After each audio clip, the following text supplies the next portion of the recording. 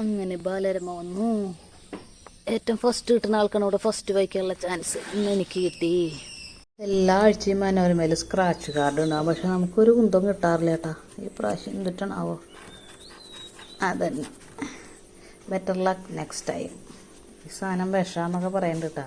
കൈ കൊണ്ട് സ്ക്രാച്ച് ചെയ്യാൻ പാടില്ലേ. ഈ ലക്കം മലയാളം പദപ്രശ്നമാണ്. അപ്പോൾ ഫില്ല് ചെയ്യാൻ പോകാണ്. ഒന്നാമത്തെ ചോദ്യം ദ്രൗപദി കർമുറു ആരാണ്? നമ്മുടെ രാഷ്ട്രപതി.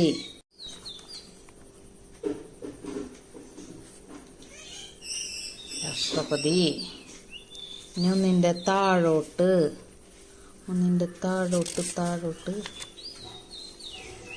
അരജൻ എന്ന വാക്കിനർത്ഥം. അരജൻ കള്ളൻ.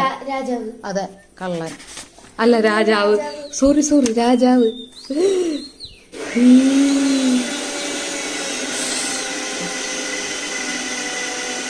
ഈ 4ന്റെ വലത്തോട്ട് അമ്മയെ മിക്സഡിയിൽ നിർത്ത്. 4ന്റെ വലത്തോട്ട് എന്താ ഒരു മരം, മാവോ പ്ലാവോ.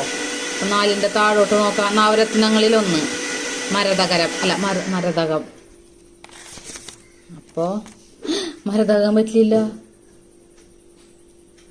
മാവ് ഒരു മരം. 4ന് താഴോട്ട് വരുന്നത് ഒരു നവരത്നങ്ങളിലൊന്ന്. പവിഴം, മാണിക്യം, മരതകം, പുഷ്യരാഗം, പിന്നെ എന്തുറ്റാ ഇന്ദ്രനീലം. നവരത്നങ്ങൾ എന്ന് പറയുന്ന ഗോമേതകം. പിന്നെ അപ്പോ മാവ്, മാണിക്യം. ഇനി 2ന്റെ താഴോട്ട് എന്തുട്ടാണ്? 27 നക്ഷത്രങ്ങളിൽ ഒന്ന്. എന്തുട്ടാണത്? നക്ഷത്രം തിരുവോണമാണോ അതോ എൻ്റെ നാള് തിരുവാതിരയാണോ? തിരുവോണം, തിരുവാതിര. അപ്പം തിരുവാതിരയ്ക്ക് തിരുവാതിര. 5 1 2 3 4 തിരുവാതിര. അപ്പോഴും അപ്പം 5ന്റെ വലത്തോട്ട് നോക്കേണ്ട വരും. 5ന്റെ വലത്തോട്ട് കേരളത്തിലൊരു വിനോദസഞ്ചാര കേന്ദ്രം. കണ്ടിട്ട് വാഗമൺ പോലെയുണ്ട്. അപ്പം തിരുവാതിര തന്നെയാകും. തിരുവാതിര, വാഗമൺ.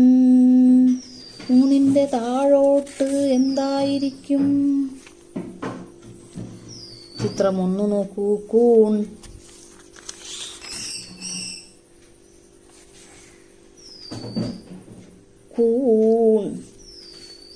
ഇനി 6ന്റെ താഴോട്ട് വച്ചിട്ട് 6ന്റെ താഴോട്ട് ബഹ്റൈൻ്റെ തലസ്ഥാനം മനാമയാണോ? അങ്ങനെ സ്ഥലമുണ്ടാ?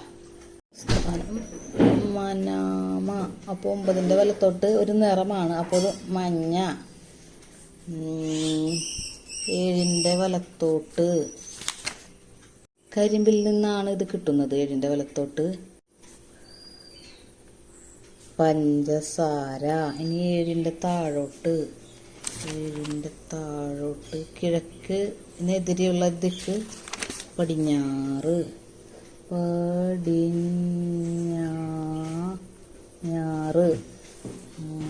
ഇനി 10ന്റെ വലത്തോട്ട് വടി കൊടുത്ത് അടി വാങ്ങുക. ഇഷ്ടംപോലെ കിട്ടിയിട്ടുണ്ട്. അപ്പോൾ വടി. ഇനി 11ന്റെ വലത്തോട്ട് 12ന്റെ പകുതി. കണക്കിൽ ഞാൻ വീക്ക്, എന്നാലും എനിക്കറിയാം. 6. ഇനി ഏതാ ഫില്ല് ചെയ്യാനുള്ള? ഇനി 8ന്റെ താഴോട്ട് എന്നിട്ട് സമുദ്രം എന്നർത്ഥം. അപ്പോൾ സാഗരം. അങ്ങനെ പസിൽ ഫുള്ളും ഫില്ല് ചെയ്തേ